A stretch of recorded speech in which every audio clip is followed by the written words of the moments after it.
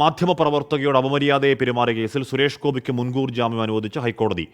ജാമ്യമില്ലാ വകുപ്പ് കൂടി ചുമത്തിയതിന്റെ അടിസ്ഥാനത്തിലാണ് സുരേഷ് ഗോപി കോടതിയെ സമീപിച്ചത്. എസ് ശ്രീകാന്ത് വിവരങ്ങളുമായി ചേർന്നു. ശ്രീകാന്ത്, ആ കേസ് കുറച്ചുകൂടി സങ്കീർണമായിരുന്നു. അപ്പോൾ മുൻകൂർ ജാമ്യം അല്ലേ?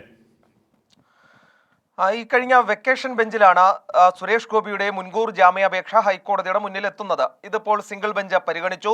സുരേഷ് ഗോപിക്ക് ചില വ്യവസ്ഥകളോടെ മുൻകൂർ ജാമ്യം അനുവദിക്കുകയും ചെയ്തിട്ടുണ്ട്. സാക്ഷിയെ സ്വാധീനിക്കാൻ ശ്രമിക്കരുത് എന്നതടക്കമുള്ള സാധാരണഗതിയിലുള്ള ഈ മുൻകൂർ ജാമ്യം നൽകുമ്പോൾ കോടതി മുന്നോട്ട് വയ്ക്കുന്ന ഉപാധികൾ ആണ് സുരേഷ് ഗോപിക്കും ഇപ്പോൾ മുന്നോട്ട് വെച്ചിട്ടുള്ളത്. കോഴിക്കോട് വെച്ച് മാധ്യമപ്രവർത്തകയോട് അപമര്യാദയായി പെരുമാറി എന്നുള്ളതായിരുന്നു സുരേഷ് ഗോപിക്കെതിരായ കേസ്. അതിൽ പിന്നീട് ജാമ്യമില്ലാ വകുപ്പ് കൂടി കൂട്ടിച്ചേർത്തതോടെയാണ് സുരേഷ് ഗോപി മുൻകൂർ ജാമ്യം തേടി ഹൈക്കോടതിയെ സമീപിച്ചത്.